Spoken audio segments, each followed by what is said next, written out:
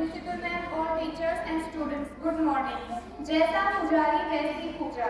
यह कहानी भारत के महान संत रामकृष्ण परमहंस के जीवन की है। वे उन दिनों बड़ी गरीबी में जी रहे थे। यह देख उनके चाहने वालों ने उन्हें राजकीय मंदिर का पुजारी नियुक्त करवा दिया। वह राजकीय मंदिर बड़ा प्रसिद्ध था, अतः वहाँ की सारी व्यवस्थाएं भी नियमित और सुसंचालित थी। उस मंदिर में वर्षों से दोनों वक्त सुबह और शाम को ठीक 7 बजे पूजा तथा आरती होती थी। निश्चित ही उसमें हजारों श्रद्धालु एकत्रित होते थे।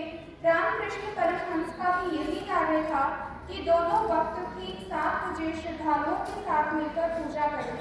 लेकिन रामकृष्ण तो ठहरे रामकृष्ण, वे कर्मों में बेईमानी तो कर नहीं सकते थे। उनके लिए तो उनके हृदय की सच्चाई की हुक्म वो ही पूजा और वही कर्तव्य था। तो होने यह लगा कि पुरानी परंपरा के अनुसार वहाँ 7 बजे भक्तों का मेला तो लग जाता था, लेकिन रामकृष्ण पूजा नहीं करते। 2-4 दिन ही बीते होंगे कि एक दिन अचानक बुरी दोपहर को रामकृष्ण ने पूजा प्रारंभ कर दी। उस समय मंदिर में बेमुश्किल 10-20 भक्त ही मौजूद थे। फिर तो कुछ दिन बाद हद ही हो गई। एक रात 2 बजे जब मंदिर में कोई नहीं था, उन्होंने जमकर पूजा की। उधर राजकीय मंदिर की पूजा में समय की ऐसी लापरवाही से भक्त निराश हो गए। धीरे धीरे भक्तों का आना काफी कम हो गया। जब वक्त पर पूजा ही नहीं होती तो आने का क्या फायदा। उसी दरमियान एक दिन स्वयं महारानी संध्या को पूजा करने आ पधारी, परंतु रामकृष्ण को इससे क्या। उस दिन भी 7:30 बज गए, लेकिन पूजा नहीं हुई।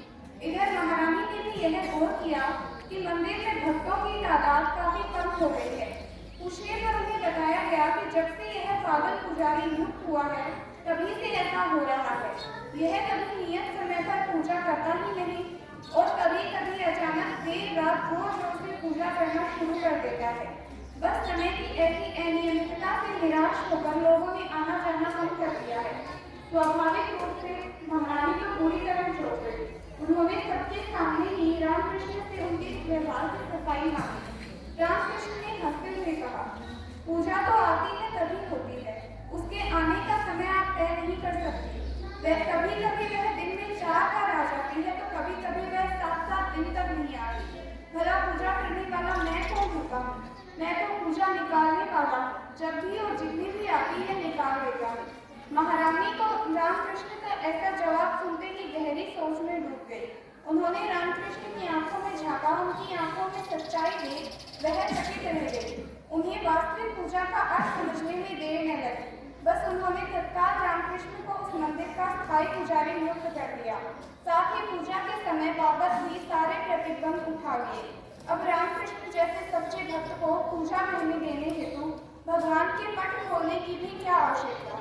कई बार ऐसे होने लगा कि मंदिर के पट बंद ही हों और भीतर रामकृष्ण की पूजा चल रही है। अब जिसके भीतर ईमानदारी और उसकी पूजा तो सफल होनी ही है। उन्हें तो महान संत रामकृष्ण होना ही था। साथ ही उनके सानिध्य मात्र से नरेंद्र को भी महान विवेकानंद में रूपांतरित होना ही था। कर्म कोई भी हो, यदि करना पड़ रहा है तो इसका मतलब साफ है कि उस कार्य में मन पूरी तरह लगा हुआ नहीं है। और मनुष्य जो भी कर्म बेमन से करता है, उसके कोई परिणाम कभी नहीं आते। Thank you.